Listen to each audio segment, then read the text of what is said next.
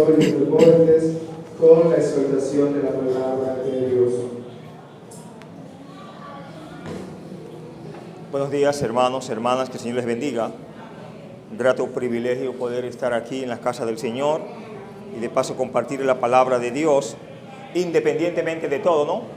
Vamos a orar. Padre, gracias en esta hora por permitirnos el estar aquí en tu casa con la intención de glorificar tu nombre. Glorifícate una vez más, Señor, como hemos visto en nuestras vidas. Apelamos a la sangre de Cristo que nos limpies de tantas suciedades, iniquidades y pecados que hasta ahora han arropado nuestro ser. Nos volvemos a usted, Señor, en arrepentimiento, en que usted sea, Señor, quien reciba la gloria, la honra. Nos instruyas a través de tu palabra, lo que usted quiere para nuestras vidas. Aquellos que han de escuchar tu palabra, Señor, que tu nombre de igual manera sea glorificado y que solo tu nombre sea exaltado, Señor. Señor, gracias. Sea un favor que te lo pido en el nombre de Jesús. Amén. Bien, hermanos, pueden sentarse. Hemos tenido una lectura en el Evangelio según San Juan, el capítulo 13, y hemos visto hasta aquí cómo el Señor había dicho en su palabra de que todo lo que Dios le había dado, Él lo había cuidado, lo había amado hasta el fin. Si usted nota en la lectura que tuvimos, vemos situaciones donde los discípulos se preguntan de quién está hablando el Señor. Vemos que Pedro hace unas señas diciéndole a Juan de quién es el que está hablando el Señor. Bueno, Juan aparentemente le pregunta al Señor. Eso habla de la cercanía que Juan tenía con su Señor. El texto nos habla también acerca de un bocado de pan que el Señor le da a uno de ellos. Eso tiene su significado, ya que ese bocado de pan le era dado a alguien de honor, alguien especial, alguien que estaba cerca del Señor. Si usted se fija, Judas le hace pregunta al Señor también. Pero ¿cómo Judas va a preguntar algo cuando están todos ahí? Eso habla de lo cerca que estaban y de lo bajo que hablaban, lo bajito, como en secreto. Quiero en esta mañana compartir con ustedes Jesús, el siervo amoroso, tercera parte. Jesús, el siervo amoroso, tercera parte. Si ustedes me acompañan rápidamente en los versos 21 hasta el verso 26, vemos aquí Jesús identifica a Judas como su traidor y le muestra amor una última vez. Dice el Evangelio según San Juan, capítulo 13, verso 21 hasta el verso 26. Habiendo dicho esto, se conmovió en espíritu y declaró y dijo: de cierto os digo que uno de vosotros me va a entregar. Entonces los discípulos se miraban unos a otros, dudando de quién hablaba. Y uno de sus discípulos, al cual Jesús amaba, estaba recostado al lado de Jesús. A este pues hizo señas Simón Pedro para que preguntase quién era aquel de quien hablaba. Él entonces, recostado cerca del pecho de Jesús, le dijo: Señor, ¿quién es? Respondió Jesús: a quien yo diere el pan mojado, aquel es. Y mojando el pan, lo dio a Judas Iscariote, hijo de Simón. Repetimos, recuerde que en el contexto de darle el pan mojado a alguien en una cena, aunque muchos creen que no era la cena de la Pascua, pero sí era una cena como si se conmemorase la Pascua. Jamás ellos iban a darse cuenta que a esa persona de honor era de quien el Señor hablaba, que le iba a traicionar. Estaban confundidos. Pedro quería saber también. Incluso podría ser o pensarse que lo querría impedir. Toma la idea. Pedro, siempre intrépido, quería tomar siempre las primeras partes. De hecho, le dice al Señor que él estaba dispuesto ¿a qué? A morir por su Señor. El Señor le aclara que antes que el gallo cante, él ya le había negado por lo regular el gallo cantaba entre la medianoche y la entrada del día siguiente. Recuerde que después de la medianoche, ¿qué es? El día. Entonces es correcto decir a la medianoche más un minuto, ¿cómo? Buenos días. Y está de noche. Pero ya entró un nuevo día. ¿Toma la idea? Bueno, seguimos aquí, muy inteligente, les felicito, están en el mensaje, ¿no? Aquí la traición de Judas, ¿qué hace según el texto? Conmueve al Señor. El Señor no estaba, por así decirlo, feliz de lo que le pasaría a Judas. Al contrario, se conmovió ¿en qué? Internamente, en espíritu. Una muestra de amor. ¿Hacia quién? Hacia un traidor. Eso nos enseña mucho a nosotros. Yo debo de amar a un traidor, pero tu Salvador lo hizo hasta el final. Les amó. De hecho, una de las características que demuestran que somos discípulos no es que amamos a Dios. ¿Cuál es? Que nos amamos unos a otros. Recuerde la regla. Usted no puede decir que ama a alguien a quien no ha visto y rechazar a alguien al que ve en tiempo real. ¿No le será más difícil? Juzgue usted. Aquí la traición de Judas conmovió a Jesús. Quiere decir que Jesús no era insensible ni emocionalmente distante ante los hechos que rodearon su crucifixión. Estamos a horas de que se diga buenos días en este texto. Estamos a horas de que venga Judas. De hecho, en el texto, Judas sale de la reunión. ¿A qué usted cree que sale? A orar, a entregar, a vender a su Señor. Jesús amaba a Judas y se preocupaba por su bienestar mucho más que por él propio. Si usted sabe que le van a traicionar, ¿usted se va a preocupar por usted o se va a preocupar por el que le ha de traicionar? Seamos justos. El Señor eso no le importó. De hecho, cuando Él va hacia la cruz, Él dice 5 veces la palabra glorificación, glorifícate. Yo voy a la cruz, pero para mí eso es una gloria, porque mi Padre será glorificado.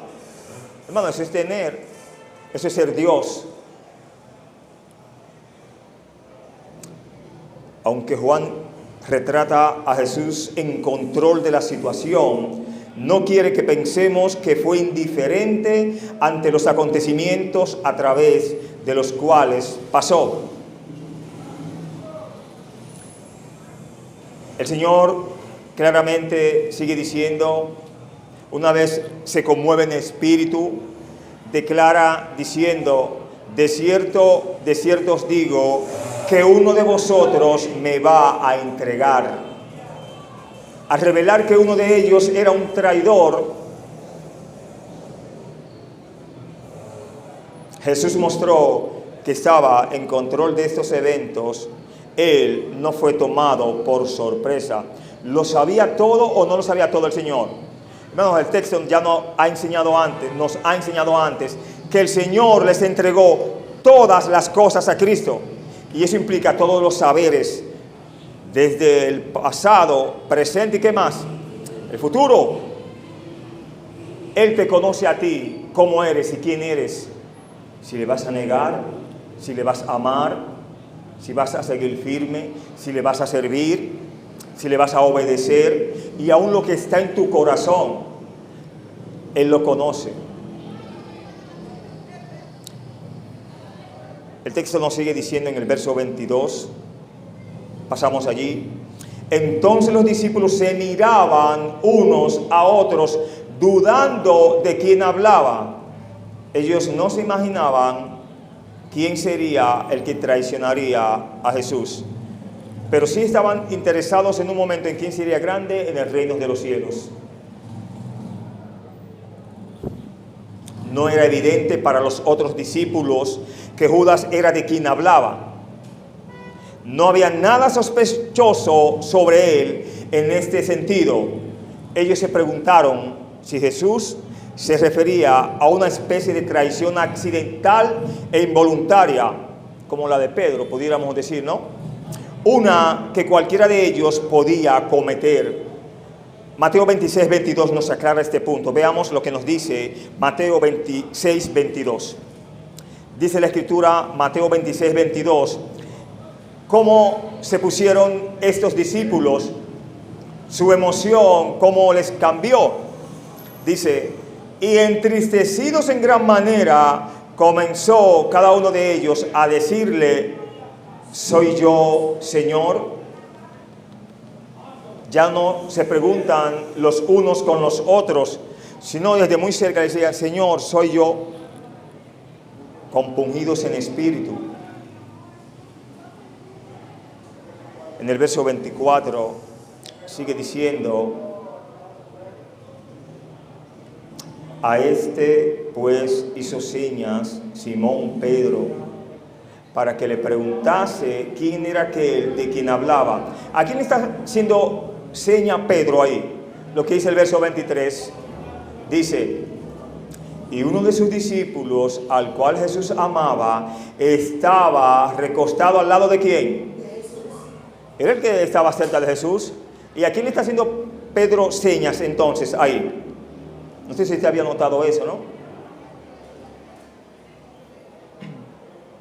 La pregunta de Pedro para Juan, mencionado aquí como el discípulo de quien hablaba, puede haber sido motivada por el deseo de tomar medidas preventivas. Pedro quería tomar acción ahí y evitar que alguien traicionara a su Mesías. Buenas intenciones, pero nadie le había dicho a Pedro que el Señor necesitaba quien le ayudase. Hemos hablado antes que creemos que el Señor necesita de nuestra ayuda. Jamás. Ayuda necesitamos tú y yo siempre, cada día. Repito, la pregunta de Pedro para Juan, mencionado aquí como el discípulo de quien hablaba, puede haber sido motivada por el deseo de tomar medidas preventivas, pero Pedro no podía preguntarle discretamente a Jesús, así que le preguntó a Juan. Mire que no se aguantó. Después que se terminara la cena, no se iban a ver todos. En tiempo real, él le hace la seña. ¿De quién es que él habla? Pregúntale y dime. Con otra seña, asumimos que Juan le diría. Pero Juan sabía algo ahí. Hermanos, Dios le había revelado a Juan ya, porque Juan lo está escribiendo, recuerde.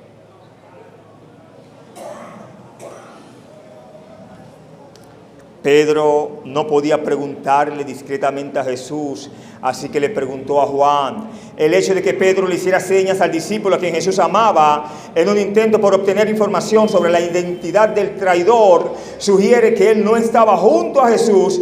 De otra manera le hubiera preguntado ¿cómo? Directamente. El verso 23 nos da un detalle de que Jesús amaba a ese discípulo, amaba a Juan. Así se describe Juan para con su Señor. Estando recostado de su Señor, recibía amor de su Señor. A veces nos cuesta dar amor, decirle te amo hermana, te amo hermano, en el amor de Cristo. Puede contar conmigo, estoy aquí, en cualquier situación en la que nos veamos. Juan se refirió a sí mismo con esta frase 4 veces en su evangelio, cada una conectada con la cruz de alguna manera. Si usted ve el verso 23, lo asume ahí. En el 19:26 habla de igual manera. En el 13:23 se asume en el aposento alto. En el 19:26 en la cruz. En Juan 22 en la tumba vacía. Y en Juan 21:20 con el Jesús resucitado en el mar de Galilea. Sabemos que debió haber sido Juan por muchas razones, pero aún así él no lo dice.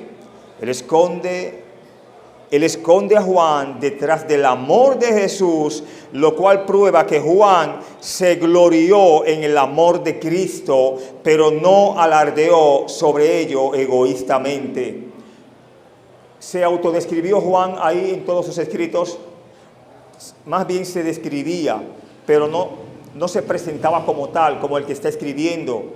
prefería gozarse en el acontecimiento que en lo que el Espíritu Santo le había convocado a hacer, escribir, asentar eso. Habla mucho de la humildad. Había aprendido mucho Juan de su maestro. En el verso 25 vemos: él entonces, recostado cerca del pecho de Jesús, le dijo: Señor, ¿quién es? El Señor le contesta en el verso 26. ¿Qué dice el verso 26? Respondió Jesús: a quien yo diere el pan mojado, aquel es. Y mojando el pan, lo dio a Judas Iscariote, hijo de Simón. Hay una conversación entre Juan y Jesús, pero es una conversación en voz baja. Es una conversación prácticamente secreta, porque si se habla público, los demás no tienen por qué dudar, ignorar de quién está hablando el Señor ahí. En una cena especial o ceremonial como esta que está aconteciendo, ellos se habrían apoyado sobre sus estómagos alrededor de una mesa con forma de U, apoyándose sobre su codo izquierdo y comiendo con su mano derecha. Parece que desde la posición de Juan, al lado de Jesús, él pudo inclinarse hacia atrás y estar lo suficientemente cerca como para hablarle en voz baja a Jesús y aún ser escuchado. A cada lado de Jesús se sentó un discípulo. ¿Quiénes estaban al lado de Jesús?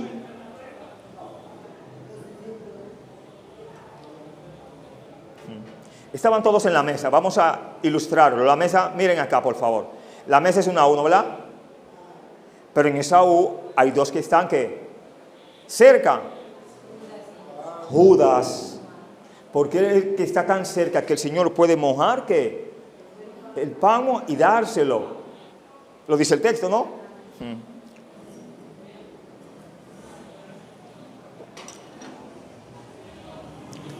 Ese es amor, ¿no?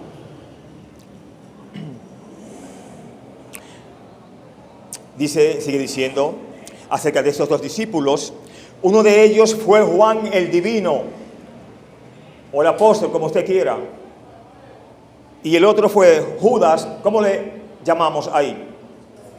Judas el diablo, porque ya no estaba Judas ahí. El diablo había entrado a su corazón y había exterminado con lo poco que quedaba de Judas. Judas pudo haberle cerrado la puerta al diablo y el Señor hubiese entrado a protegerlo, pero le dio todo su corazón y le abrió la puerta. Uno de ellos fue el vidente del Apocalipsis. El otro, ¿cómo fue llamado? El hijo de perdición. El lugar de honor era a la izquierda de, y por lo tanto ligeramente detrás de la persona principal. ¿Quién era la persona principal ahí? Jesús. Estaba ahí cerca Judas. 3 años y medio siendo enseñado por el Señor y decide venderlo. ¿Por cuántas monedas? 30 monedas.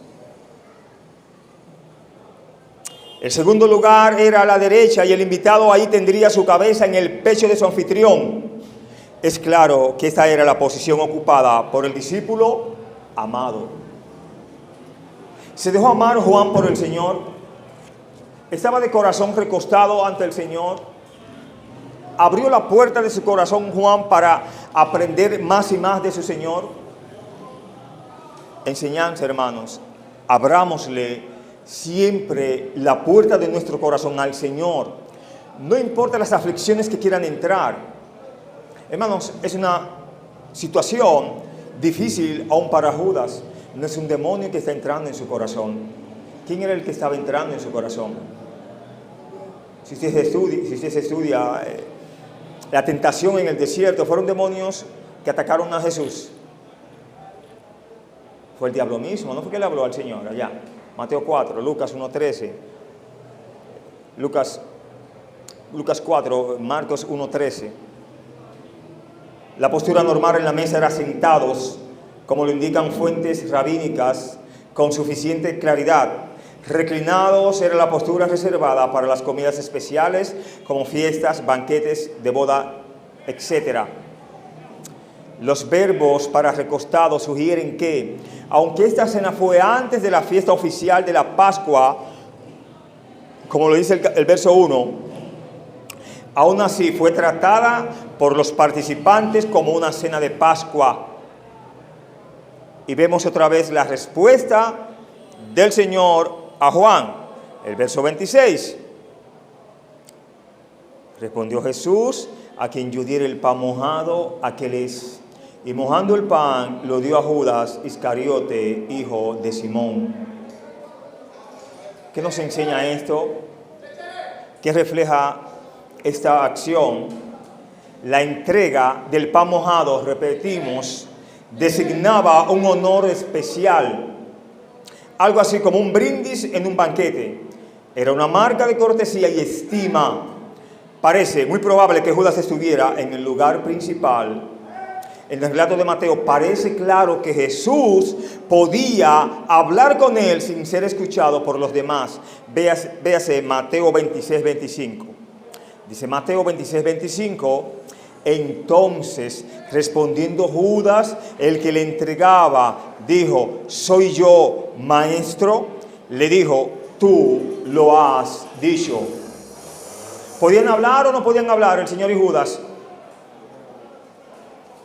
Entre ellos podían hablar. Cuando Jesús le ofrece a Judas un bocado especial del plato común, como era común para un anfitrión ofrecer a un invitado de honor, es una marca de amor divino, el cual siempre busca derrotar al mal. ¿Con qué? Con el amor. La Biblia nos enseña que el amor cubrirá multitudes de ¿qué? De faltas, pecados, etcétera. Algunas veces imaginamos que la gente está en nuestra contra cuando no lo están y nos hace sospechar, nos vuelve desagradables y temerosos. Esa acción, ¿no?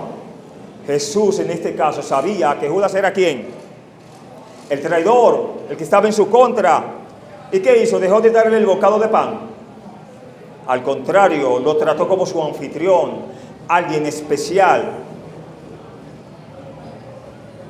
Su amor creció, su amor pareció crecer en vez de disminuir. Jesús incluso le dio a Judas la oportunidad de arrepentirse sin revelarlo como traidor ante todos los discípulos.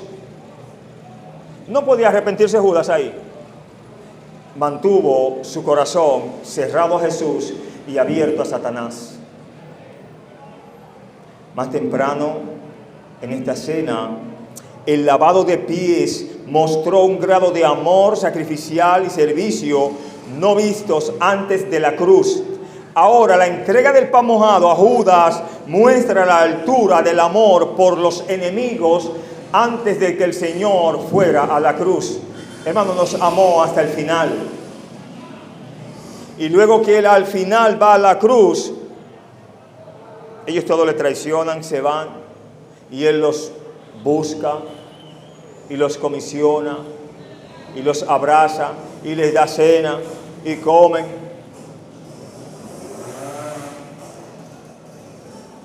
Jesús le identificó el traidor a Juan y al parecer a ningún otro de los discípulos. Juan no detuvo ni se opuso a Judas y no explicó por qué. ¿Podía oponerse Juan sí o sí? ¿Llamar a Judas aparte? El Señor te ha señalado como el traidor. ¿Qué es lo que vas a hacer? Retráctate de lo que tienes pensado. Dios es el que tiene el control de todo y no hombre. Tal vez no entendió inmediatamente lo que Jesús dijo o lo encontró tan impactante que lo confundió momentáneamente, pero Juan sabía y supo la verdad. Los versos 27 hasta el verso 30 vemos la partida de Judas. Dicen los versos 27 hasta el verso 30, y después del bocado, Satanás entró en él. Entonces Jesús le dijo: lo que vas a hacer, hazlo más pronto. Pero ninguno de los que estaban a la mesa entendió ¿Por qué le dijo esto? Porque algunos pensaban, puesto que Judas tenía la bolsa, que Jesús le decía, compra lo que necesitamos para la fiesta, o que diese algo a los pobres.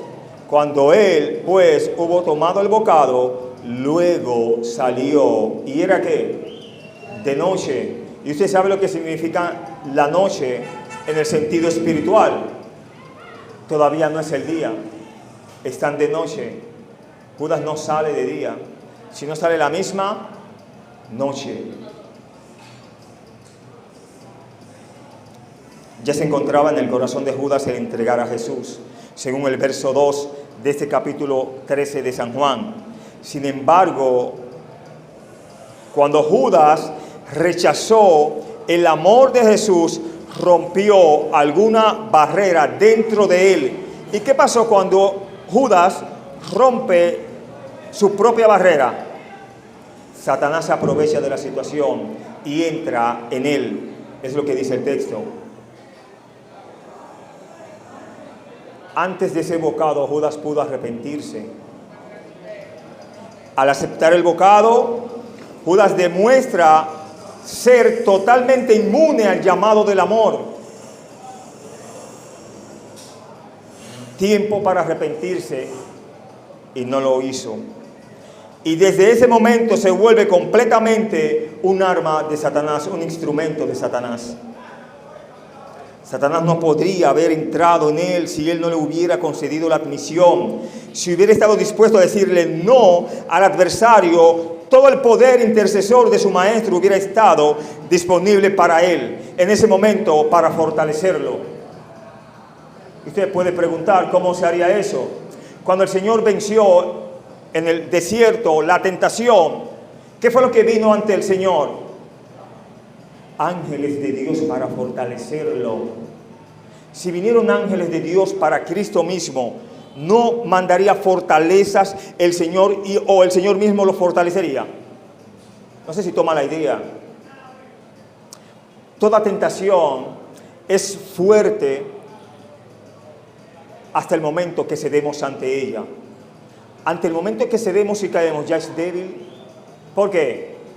Porque ya cedimos el paso. Tengamos cuidado cuando cedemos el paso a Satanás. Mantengámonos firmes en el Señor. La Biblia nos enseña resistir al diablo. ¿Y qué hará él? Huirá de vosotros. Pero ¿de qué forma podemos resistirlo? Con nuestras rodillas, con la palabra de Dios en nuestras vidas arraigadas.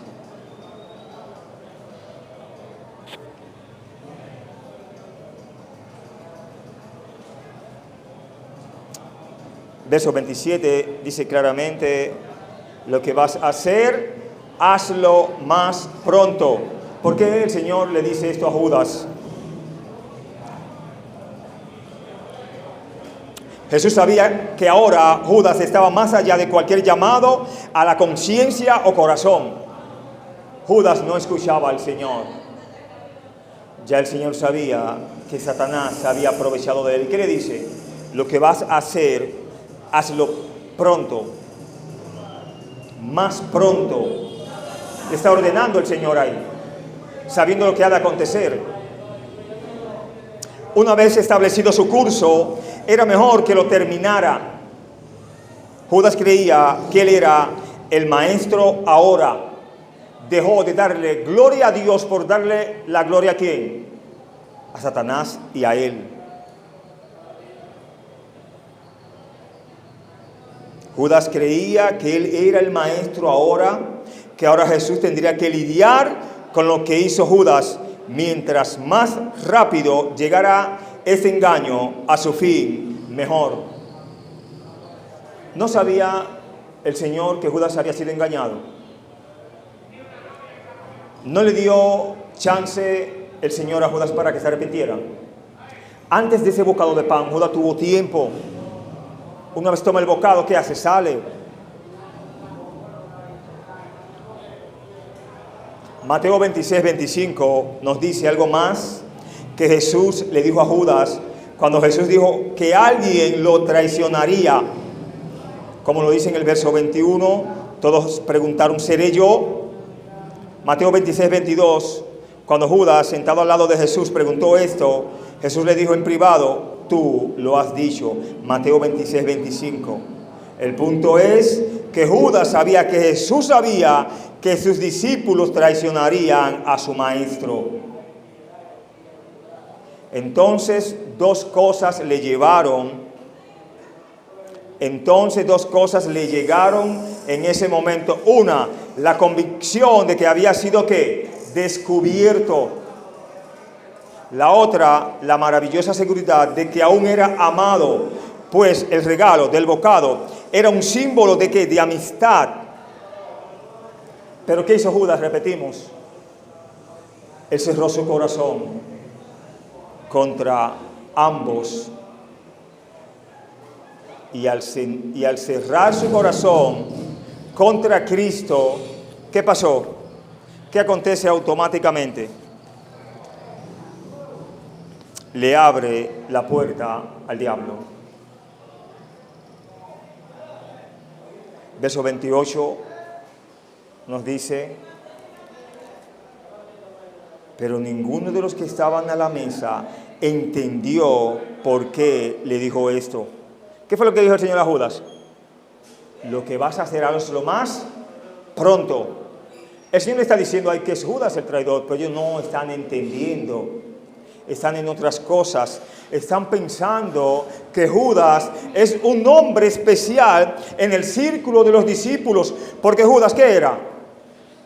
El contable de los discípulos. Un hombre importante, tan importante que al tener la bolsa, al tener el dinero, podría o era el capacitado para darle a quienes de la bolsa, a los pobres. Más nadie es comisionado para eso ahí. O usted ve a otros repartiendo de la bolsa. Si ellos, especialmente Pedro, hubieran sabido, habrían detenido a Judas. Ellos creyeron que Judas tenía algo que hacer por el grupo. Y tal vez sí, si hubiese aceptado al Señor en su corazón y se hubiese arrepentido de corazón, podía hacer algo en el grupo. Siempre hay trabajo en la viña del Señor cuando amamos al Señor.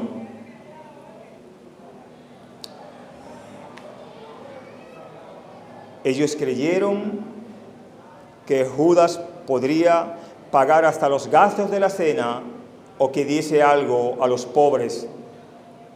Es bien conocido que nuestro Señor y sus discípulos vivían de la caridad pública y aún así daban limosna de lo que recibían.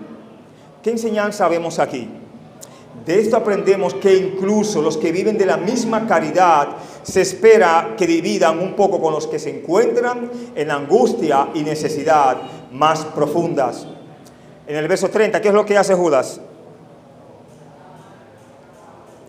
Cuando él pues hubo tomado el bocado, luego salió y era ya de noche. Con la probada de la boca que mostró el amor y el favor de Jesús aún en su boca, Judas dejó a sus compañeros discípulos, dejó a su maestro y salió a la noche. Tal vez los eventos que sucedieron más temprano durante la cena hicieron que Judas decidiera que no quería tener nada que ver con un Mesías que lavaba los pies, con un Mesías que realizaba un acto tan humilde. Su acto, sin embargo, fue más que un acto de traición incidental. Se vendió a sí mismo al poder del mal. Judas nos muestra que los hombres caídos necesitan más que un ejemplo e incluso más que buena enseñanza. Judas tuvo el mejor ejemplo y maestro y aún así ¿qué? Y no solamente eso, se perdió su alma, perdió su salvación, teniendo la salvación a su lado y mojando su boca o alimentándolo con un bocado. Único evento en la historia bíblica donde tenían la salvación literal y a su Salvador. ¿Entienden lo que quiero decir? Y aún así, ¿qué hizo él? Lo traicionó. En los versos 31 y verso 32 vemos Jesús declara la cruz como glorificación suprema, no humillación suprema. Dice verso 31, verso 32 del Evangelio según San Juan, capítulo 13.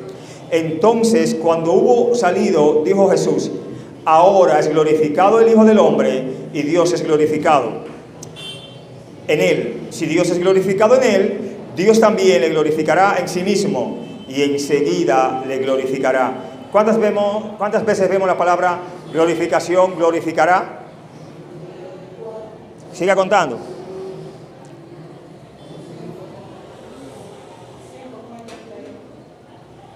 Amén. Verso 31, verso 32. Vemos 5 veces las palabras gloria, glorificar. Vemos 3 veces glorificado y 2 veces glorificará. Cuando Jesús se fue, Jesús sabía que todo se pondría en marcha para su arresto. Cuando Judas se fue, Jesús sabía que todo se pondría en marcha para su arresto. Juicio, humillación, condenación, azotes, crucifixión y entierro. Él habló de la muerte que estaba por venir, utilizando 5 veces la palabra ¿qué? Glorificación. Igual está en el verso 23 de este capítulo. Ahora estaba por suceder. No es que la presencia de Judas, como algunos han pensado, obstaculizara la gran consumación importada por esta glorificación, sino que el trabajo para el que había salido en realidad era el comienzo de esa consumación. Glorificado, glorificado, glorificado, glorificará, glorificará. Aquí Jesús hizo 5 referencias a la gloria en el espacio de 2 versículos. Con buena razón, el mundo veía a la cruz y solo podía decir humillado, desgraciado, maldito. Una cosa es lo que ve el mundo y una cosa es lo que el Señor vio a través de su sacrificio cruento en la cruz. Es verdad que la Biblia nos enseña: maldito todo aquel que es colgado en un madero. Pero el que estaba colgado en ese madero no era cualquier hombre. Es nuestro Salvador, allí humillado. Jesús veía la cruz y sabiendo lo que se lograría en ella, realmente podía decir que glorificado sea Dios. Gloria a Dios por lo que voy a atravesar. La cruz dejó conocer más perfectamente el corazón de Jesús. Y para Jesús, ser conocido era ser ¿qué? Glorificado. El amor de Jesús estaba por ser revelado de una nueva forma. Si su muerte es su glorificación, debe ser porque en esa muerte algo es hecho que no fue completado con obras de poder, a pesar de los restaurativas y sanadoras. Hizo muchos milagros el Señor, sí o sí. Salvó a muchos, sí o sí. Y aún así decidió ir a la cruz para terminar la obra encomendada por el Padre y así poder ¿qué? Glorificarle. Jesús está viendo la cruz mientras habla de gloria. Un escritor emplea la sorprendente frase humilde gloria para expresar esa idea de gloria.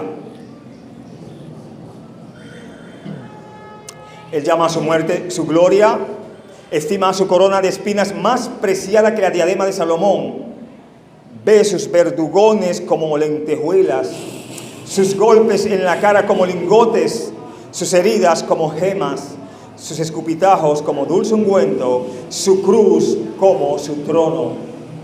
¿Entendió eso?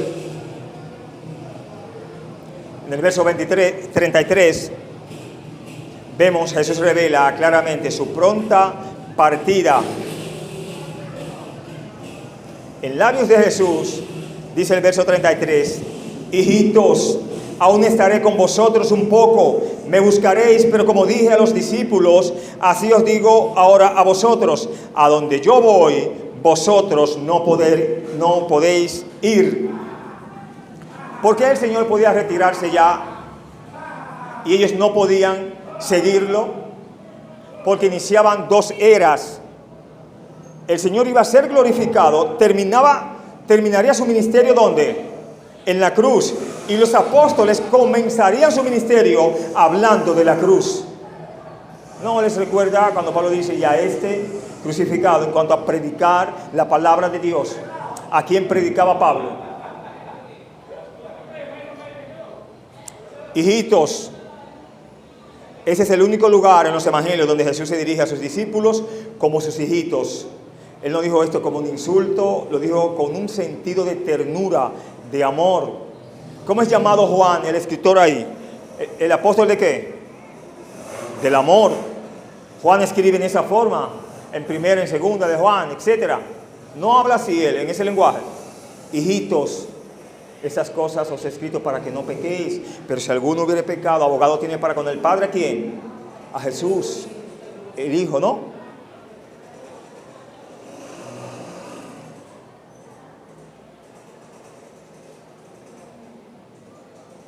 Lo dijo con un sentido de ternura, cuidado y reconocimiento de su presente dependencia e inmadurez. La parte B del verso 33 nos dice, aún estaré con vosotros un poco, y les dice, a donde yo voy, vosotros no podéis ir. Esto habría sido como un terremoto para los discípulos. ¿Qué está pasando en ese momento ahí? Se les está despidiendo su maestro y quedarían solo con algo que el Señor les enviaría. ¿Qué Dios les había prometido enviarles? El Espíritu Santo. Le enviaría otro ayudador. Ya ese ayudador como tal, en persona de Cristo, iría a hacer una obra tremenda en los cielos, interceder por ellos, guardarlos, etc. Repito, esto habría sido como un terremoto para los discípulos. Literalmente habían dejado todo para seguir a Jesús y esperaban ser oficiales de alto rango en su gobierno cuando tomara control político de Israel como Mesías. Después de 3 años, ahora lo escuchaban decir que nos veremos pronto. Bueno, quiero pasar a los versos 34 y 35. Y vemos aquí Jesús les da un mandamiento nuevo. Dice versos 34 y 35. Un mandamiento nuevo os doy, que os améis unos a otros, como yo os he amado, que también os améis unos a otros. En esto conocerán todos que sois mis discípulos, si tuviereis amor los unos a los otros. ¿Usted está entendiendo eso? Se va a entender de que tú y yo somos discípulos de Dios, no es amando al Señor, es cuando demostramos que nos amamos, ¿qué? Unos a otros. Es muy fácil decir yo amo al Señor.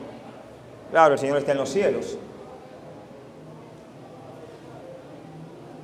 Un mandamiento nuevo. La palabra del griego antiguo utilizada específicamente aquí para nuevo implica frescura o lo opuesto de algo obsoleto, en vez de reciente o diferente. No es que este mandamiento se acabara de inventar, no, sino que sería presentado de una manera nueva y fresca. Nuevo, en las copias del original, es como kainen, implica frescura o lo opuesto de obsoleto, en vez de simplemente reciente o diferente. El nuevo mandamiento, como lo expresa la Vulgata Latina, Mandatum Novum, ha dado su nombre al aniversario de la última cena, y en Semana Santa le llaman Jueves Santo. En el verso 34 vemos el mandamiento. que os améis unos a otros. Podríamos haber podido pensar que el nuevo mandamiento sería que amáramos a Jesús de una manera excepcional. En vez de eso, Jesús lo dirigió a ellos y a nosotros. ¿A qué? A amarnos unos a otros, haciendo hincapié en que debía haber una presencia especial de amor entre los que dicen seguir a Cristo, entre los seguidores de Jesús. ¿Quién había dado ejemplo de que sí los había amado? Ejemplo ya tenían, dice él, como yo os he amado. La parte C del verso 34. El mandamiento de amor no era nuevo, pero la extensión de amor que Jesús acababa de demostrar era nueva. Algo jamás visto. El maestro lavarle los pies a sus discípulos. El maestro darle un bocado de pan a alguien quien lo traicionaría. Debemos, o antes de ahí, repito, el mandamiento de amor no era nuevo, pero la extensión de amor que Jesús acababa de demostrar era nueva, así como lo sería la demostración en la cruz. El amor sería redefinido a través de su ejemplo. No rehuyó a la cruz el Señor. Al contrario, le pidió al Señor en aquella oración de Getsemaní que: Señor, si es tu voluntad, pasa de mí esta copa, pero no se haga que mi voluntad, sino que la tuya, la del Padre. Y se hizo la voluntad del Padre y el Señor se sujetó a ello. Debemos amar a nuestro prójimo como a nosotros mismos, sí o sí, es un mandamiento. Pero debemos amar a nuestros hermanos en Cristo como Cristo nos amó a nosotros. Y eso es mucho más de lo que nos amamos a nosotros mismos. Verso 35. En esto conocerán todos que soy, ¿qué? Mis discípulos. Jesús dijo que el amor sería la marca que identificaría a sus discípulos. No era que el amor por el mundo de afuera no fuera importante o relevante, pero no era primero. Un orden les enseña el Señor. Hay otras medidas del discipulado, pero vienen después de esta medida. Jesús nos marcaría como sus discípulos por el amor que tenemos, ¿quiénes? Unos por otros.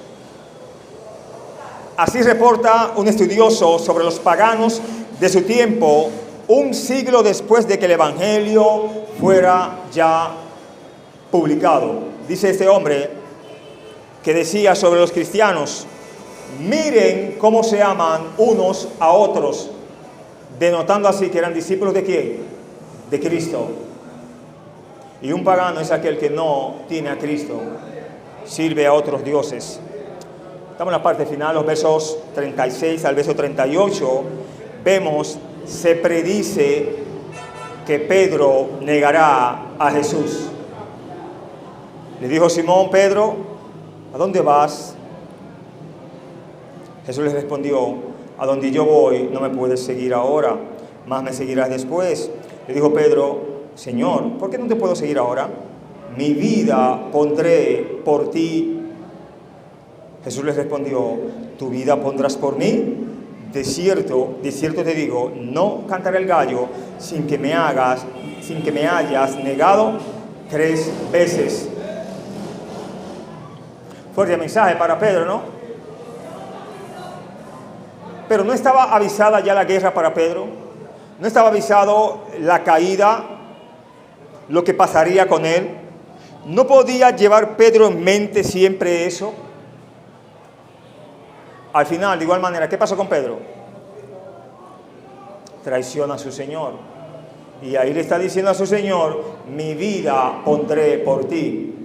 Ten cuidado, Pedro, le está diciendo el Señor, que tus emociones no te embarguen. No seas tan intrépido. Deja el curso de las cosas.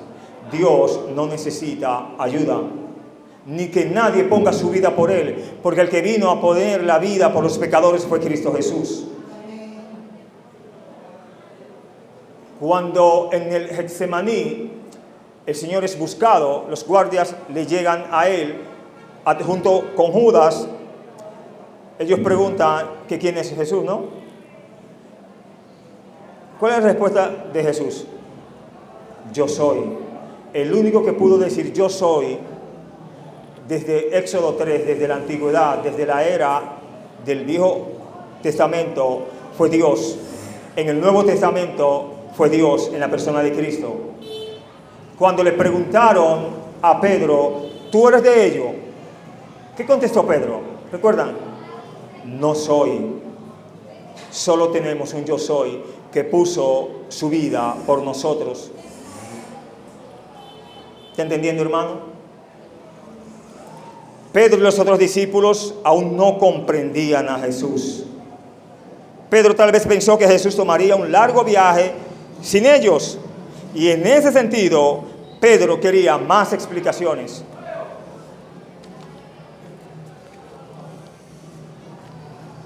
Cuestiona al Señor, ¿por qué no te puedo seguir ahora? Pedro sabía que él era el discípulo de Jesús. Y el deber de un discípulo era ¿qué? Seguir a su maestro. Pedro se sentía tan comprometido con su discipulado que no solo quería seguirlo, sino que poner su vida por su maestro. Pero hasta ahí, Pedro, eso es demasiado, le dijo el Señor. Tú no puedes poner tu vida por mí, yo sí la pondré por ti. Le creemos a Pedro. Él hubiera muerto por Jesús en ese momento, pero después falló debido a que su devoción estaba basada en las emociones, y en la crisis que estaba por llegar, la emoción le fallaría. Podríamos decir que la negación de Jesús por parte de Judas fue deliberada y planeada. No lo planeó Judas, no se vio con los alguaciles, negoció el trato y fue al Getsemaní y entregó al Señor. Claro que sí. La de Pedro fue accidental y espontánea. La negación de Pedro fue terrible, pero no fue igual que la de Judas. Vemos un Pedro diferente cuando su andar no está basado en la emoción, sino en la obra de Jesús, en la cruz y el poder del Espíritu Santo. Primero Cristo debe morir por Pedro, no al revés, antes de que Pedro pueda morir por él. Jamás invertiría eso. Si iba a acontecer, iba a morir el Señor por Pedro, y después Pedro moriría por causa del Señor y del Evangelio. ¿Se dio o no se dio? Pero en su tiempo, en el orden de las cosas y como lo dice el Señor. Verso 38 para cerrar. Jesús le respondió: tu vida pondrás por mí. De cierto te digo, no cantará el gallo sin que me hayas negado 3 veces. Pedro está muy confiado aquí, ¿no? En ese momento, hasta estas palabras. Pedro confiadamente dijo que seguiría a Jesús y que incluso, ¿qué haría por Jesús? Moriría por él. Sin embargo, cuando la prueba vino, no pudo soportar recibir burlas por Jesús. Tú eres de ellos, tú vistes igual que ellos, tu hablar te delata. Entonces, después de ahí, ¿qué postura adoptó Pedro? Las del mundo. Como hablan los del mundo, maldiciendo, etc.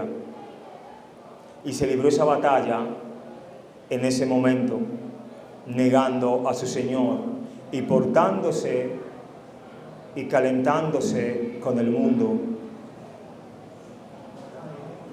Podríamos decir que la negación de Jesús por parte de Judas, verso 38.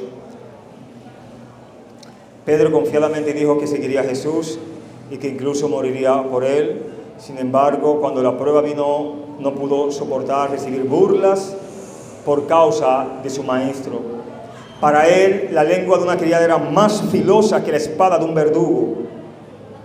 Antes de que amaneciera, al día siguiente, negaría que lo conocía 3 veces. Y estamos en la noche, alta hora de la noche. Cuando Pedro protestó, nuestro Señor le mostró que conocía todas las debilidades que acechaban dentro de él, mejor de lo que él las conocía. El canto del gallo era la tercera de las 4 guardias nocturnas, a medio camino entre la medianoche y el amanecer. ¿Y qué fue lo que le dijo el Señor?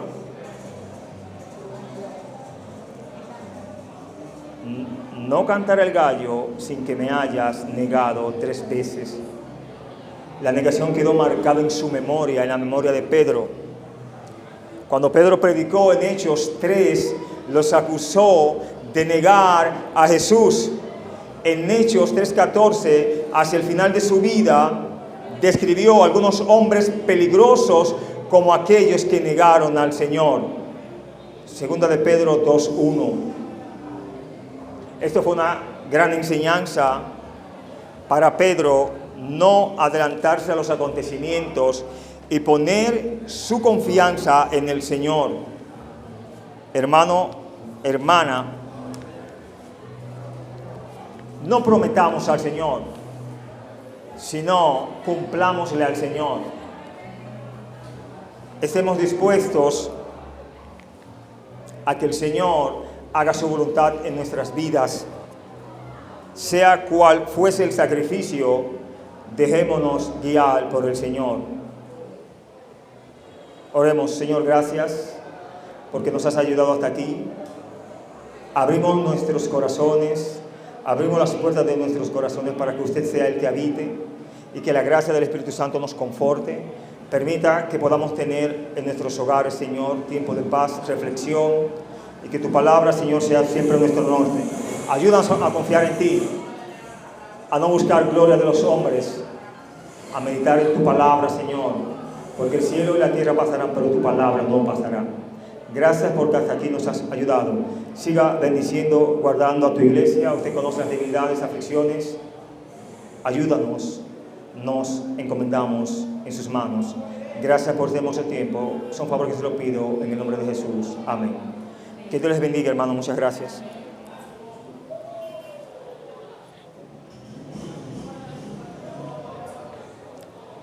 Vamos a pasar.